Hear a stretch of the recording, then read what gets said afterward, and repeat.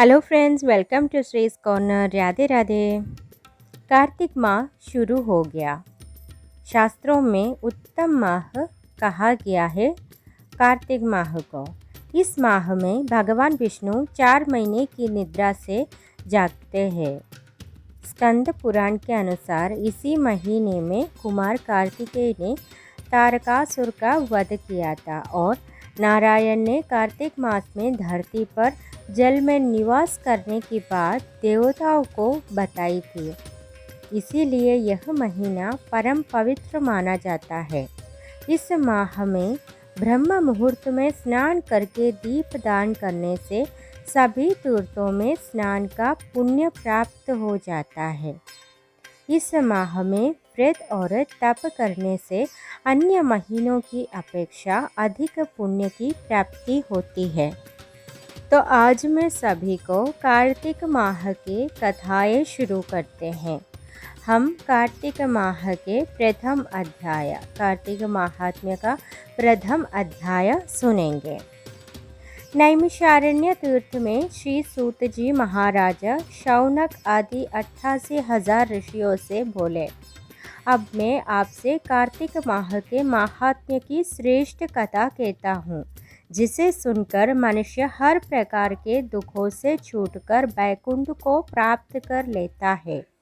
सूत जी ने कहा, श्री कृष्ण जी से आज्ञा लेकर नारद के चले जाने पर सत्यभामा प्रसन्न होकर बोली कि हे नाथ, मेरा जीवन सफल हो गया। मेरे माता पिता भी धन्य हो गए हैं, जो आपकी समस्त रानियों में मैं प्रिय हुई। मैंने वह कल्पवृक्ष आदि आपके साथ नारद जी को विधि पूर्वक दान में दे दिया था। वही कल्पवृक्ष मेरे घर में सदा लहराया करता है।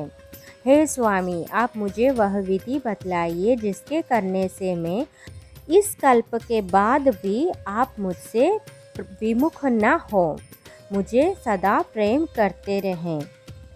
सूत जी कथा आगे बढ़ाते हुए कहते हैं, हे ऋषियों, सत्यभामा की बात सुनकर श्री कृष्ण हंसते हुए उनकी बाह पकड़कर कल्पवृक्ष के नीचे ले गए और कहा कि अपनी समस्त रानियों में से तुम मुझे प्राणों के समान प्रिय हो।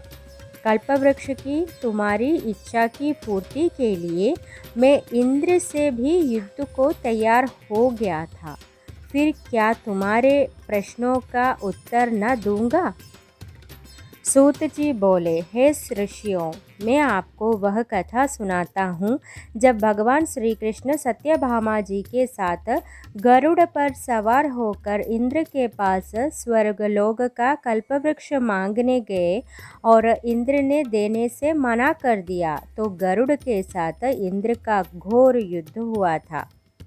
सत्यभामा ने प्रभु से कहा, हे प्रभु, पूर्व जन्म में मेरा स्वभाव कैसा था? मैं किसकी पुत्री थी?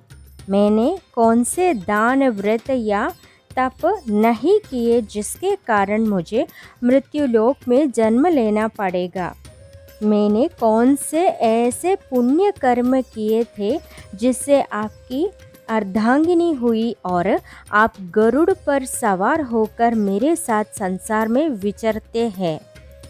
तब भगवान बोले, हे कांते, तुम्हें अपना पूर्व जन्म जानने की इच्छा हुई है तो मैं उसे अवश्य पूरा करूँगा। सतयुग की बात है, सतयुग के अंत की बात है। मायापुरी में अत्रि गोत्र में वेदों और यज्ञों को जानने वाला देव शर्मा नामक एक ब्राह्मण रहता था। वह रोज अतिथि सेवा में हवन और भगवान सूर्य की पूजा करता था। वह सूर्य के समान तेजस्वी हो गया था। उस ब्राह्मण को बूढ़ापे में एक गुणवती नामक कन्या प्राप्त हुई। देव शर्मा ने उसका विवाह चंद्र नामक अपने शिष्य के साथ कर दिया और उसे पुत्र की भांति ही अपने पास रखा। एक बार दोनों कुशा और यज्ञ के लिए कुछ सामान लेने हिमालय की तलहटी पे पहुँचे। तभी उन्हें एक राक्षस अपनी ओर आता दिखा। उस राक्षस को देखकर दोनों का शरीर सुन्न हो गया और वे अपनी रक्षा के लिए कोई उपाय नहीं कर सके। राक्षस ने दोनों को मार डाला। दोनों बड़े धर्मात्मा थे, इसलिए उन्हें लेने मेरे पार्षद आए और उन्हें अपने साथ बैकुंठ में लेकर गए। क्योंकि उन्होंने आजीवन सूर्य की पूजा की थी, इसीलिए मैं दोनों पर अति प्रसन्न था। वे दोनों विमान पर चढ़कर बैकुंठ लोकों में पधारे और मेरे पास दिव्य भोगों का आनंद लेने लगे। कार्तिक माह के पहला अध्याय संपन्न हुए और अभी हम दूसरा अध्याय सुनेंगे। विधवा गुणवती अगले जन्म में हुई श्री कृष्ण की पत्नी। कार्तिक महात्म्य दूसरा अध्याय।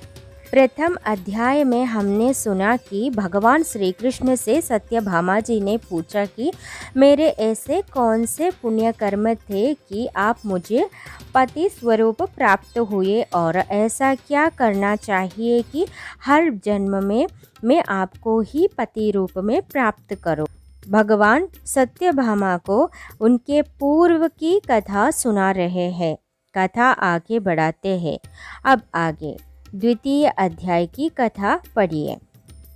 भगवान श्री कृष्ण बोले, हे प्रिय, जब गुणवती ने सुना कि राक्षस ने उसके पिता और पति को खा लिया है तो वह दुखी होकर जोर जोर से विलाप करने लगी।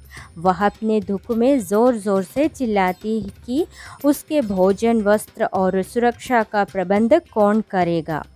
पिता और पति से विहीन स्त्री कैसे अपना जीवन बिताएगी। इसी शोक में विलाप करती हुई और अचेत होकर भूमि पर गिर गई। जब उसकी चेतना लौटी तो किसी तरह घर का सारा सामान बेचकर उसने यथासंभव पिता और पति की पारलौकिक क्रियाकर्म किया। उसके बाद उसी नगर में रहते हुए इंद्रियों को वश में रखकर भगवान विष्णु की भक्ति में तत्पर होकर शांति से रहने लगे। जीवन के अंतिम समय तक एकादशी और कार्तिक मास के व्रत स्नानादि नियम पूर्वक करती रही। श्री कृष्ण जी इतना बताने के बाद सत्यभामा से बोले, हे प्रिय, ये दोनों व्रत मुझे अत्यधिक प्रिय है, जिसके करने से भोग और मोक्ष की प्राप्ति होती है, पुत्र और संपत्ति की प्राप्ति होती है। कार्तिक की तुला राशि पर सूर्य निकलने पर महापापी भी प्रातः स्नान करते हैं, वे भी मुक्ति को प्राप्त करते हैं। जो मनुष्य स्नान, जागरण, दीपदान और तुलसी आराधना करते हैं वे विष्णु रूप हो जाते हैं। भगवान विष्णु के मंदिर में जो लोग साफ सफाई, भजन, कीर्तन एवं पूजन करते हैं वे जीवन मुक्त हो जाते हैं। इस प्रकार गुणवती हर साल कार्तिक व्रत और भगवान विष्णु का नित्य पूजन करती रही। वृद्धा होने के बाद एक बार वह ज्वर से पीड़ित और दुर्बल थी, फिर भी गंगा स्नान को गई। ज्यों ही वह पानी में उतरी, ठंड के कारण कांपने लगी।